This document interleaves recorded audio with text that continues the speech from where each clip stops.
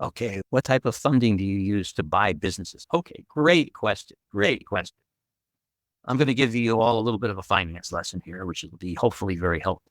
Okay, when you look at an acquisition, and you look at all the different funding that's required and used to do it, you're going to end up with what's called a funding stack. Okay, it's going to be a stack of all the different sources that you're using to do it. So let's take the most basic source of money is equity. Okay, so that might come from you, might come from your family, might come from a partner that you recruit to do this with you. But remember, recruiting a partner isn't all that difficult once you know all these pieces and you can show the partner exactly how it's all going to come together, because you got a lot of partners out there who know a business, know how to run a business. They just don't know how to buy them and how to finance them. But they've got money. They have a pension or profit sharing plan that they're going to be getting when they leave their company that they're with now. So all that money is going to be available to them to put into a business. And we show you how to extract it from all of those sources, by the way, to get it available for a business. And I mean, we're going to blow your mind with all the ways they're already done. But anyway, so you got a partner, you put up equity money, you've got and I don't recommend this, but you go to a private equity company, they're going to want control, but they'll put up equity money and they'll allow you to have a minority position. But that I don't recommend that. You want to really own the business and control it. So anyway, the sources of money, number one, base of your financial stack is equity. Next one up from that is your secured lender. Okay, that's your bank. They want not only the cash flow from your company to repay the loan, but they're also going to want to know that there's collateral there, and they want to be secured for their loan. So bottom of that stack is the bank, and they're mostly a cash flow lender, but they'll want collateral there. But it's bank financing, they're secured lenders.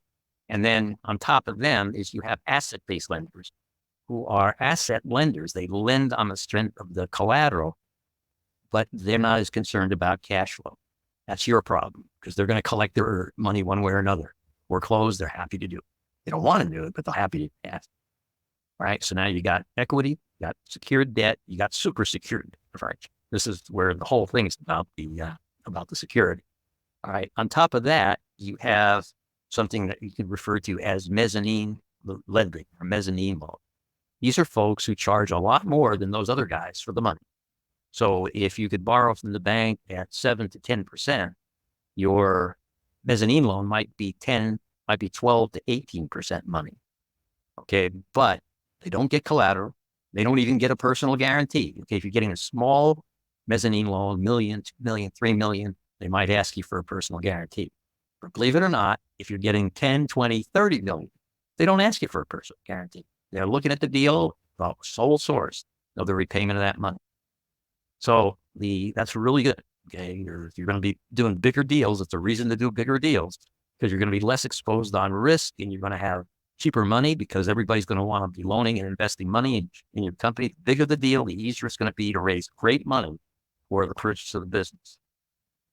So you have your mezzanine loan. Mezzanine loans are very flexible. The folks who provide those, they don't. They'll structure your cash flow so that it works for you. So, for example, if you're making the purchase and you're dependent upon growing the business a little bit before its cash flow will fully amortize the debt service, they'll structure their loan for their portion of the fund. They'll structure it so that you don't make any payments during the first 2 months.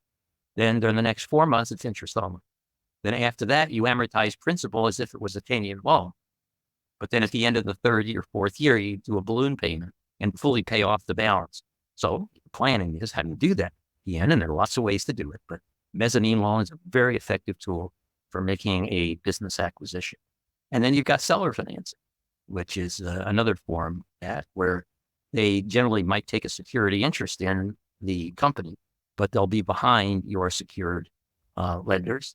And when all is said and done, those are the main sources of money that are used in the purchase of the business. So hopefully that makes sense to everybody. But there's also other ways of getting the money too. So, and I'll just give you one because there's so many. One of them is called a wraparound lien. Let's say you're already in a business and you already have your assets fully pledged to all the lenders that are that are providing you with your financing for the business now that you already have. But now you're going to buying another business, and you've got secured lenders. They're interested in you. Okay. But you don't have quite enough collateral in the company that you're buying in order to fully satisfy them. And you can give them a wraparound lien, not only on the assets within the company that you're buying, but on the assets of the company that you've already got that's already fully leveraged, which is enough in their mind of collateral to make the loan, where without that wraparound, they wouldn't do it.